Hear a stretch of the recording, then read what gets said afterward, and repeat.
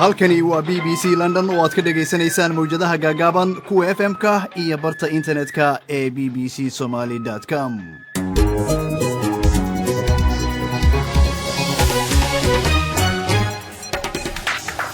maalin wanaagsan khayrtana dhageysanaysa idilhaantiinba saacadda Afrikada bari waa 2 duhurnimo waa maalin Arbacaha bisha December waa 4 sanadka 2013 qodobada barnaamijka aad ku maqli doontaan waxaa kamid ah Suudaan iyo Itoobiya oo maanta xariga ka wada jaraya mashaariic ay iska kaashanayaan oo ku saabsan dhalinta quwadda korontada. Dawladda waddanka Suudaan iyo Itoobiya ayaa maanta xariga ka jaraya mashaariic ay labada waddan iska kaashanayaan oo lagu xoojinayo dhalinta korontada.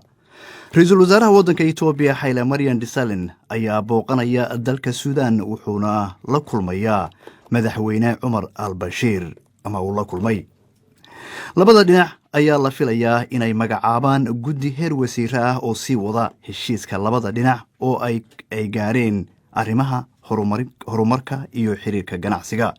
galinka dambe ee maanta ayaa la filayaa inuu soo dhammaado kulanka labada geesoodka ah ee Khartoum ay ku yeelanayaan madaxda Suudaan iyo Itoobiya.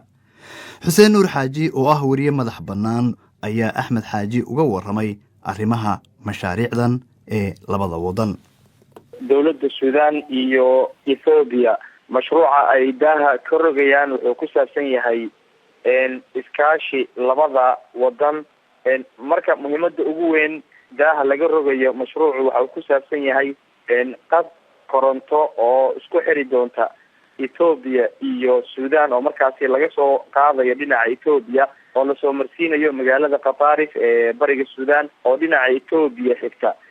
haddaba Xuseen muhiimad intee la u leeyahay dhinacyada Suudaan iyo Itoobiya mashruucan korontada hadda ay daaha ka qaadayaan? mashruucan dhinaca Suudaan iyo Itoobiyaba markay timaado dhinaca dhaqaalaha iyo iskaashiga muhiimad weyn ayuu u leeyahay.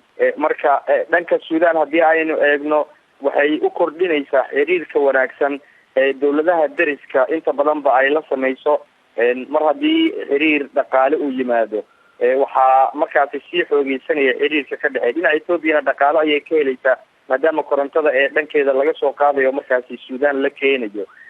markii ra'iisul wasaaraha Itoobiya uu gaaray magaalada Khartoum oo uu la kulmay madaxweynaha Suudaan Umar Hassan al-Bashir waxay ka wada hadleen qodobo badan. arrimaha ay isla soo qaadeen ama ay ka hadleen maxaa ka mid ahaa? qodobada isla soo qaadeen haddii aan hal u eegno madaxweynaha Suudaan Umar Hassan Ahmed al-Bashir oo shirka furay ayaa wuxuu ka hadlay marka hore xiriirka labada dal iyo sida lagu sii xoojin karo Itoobiya heshiiska amaba howlaha ay dhexdhexaadka ka tahay ee u dhexeeya labada Suudaan waa Suudaan iyo Koonfur Suudaan. sidoo kale al-Bashir wuxuu soo hadal qaaday arrimaha Soomaaliya iyo guud ahaan sidii looga shaqeyn lahaa nabad waarta iyo horumar ka dhalata qaaradda Afrika. Xuseen waxaa soo hadal qaaday inuu ka hadlay madaxweynaha Suudaan arrimaha Soomaaliya. muxuu ka dhahay arrinta Soomaaliya? wuxuu tilmaamay al-Bashir in Soomaaliya hadda ay bilow wanaagsan ay ku socoto balse ay u baahan tahay taageero caalamiya si loo xoojiyo dadaalada nabadda iyo horumarka bilowga ah ee imika Soomaaliya ay ku tallaabsatay. wuxuu tilmaamay in dalkiisu uu mar walba taageeri doono Soomaaliya isagoo markaasna u mahadceliyey midowga Afrika iyo urur goboleedka IGAD oo uu ku amaanay kaalinta amaba gacanta ay ka geysteen geedi socodka nabadda ee Soomaaliya. kaasi waxa uu ahaa Xuseen Nuur Xaaji oo ah wariye madax bannaan waxa uu waramayay wariyaha BBC-da Axmed Xaaji Xasan.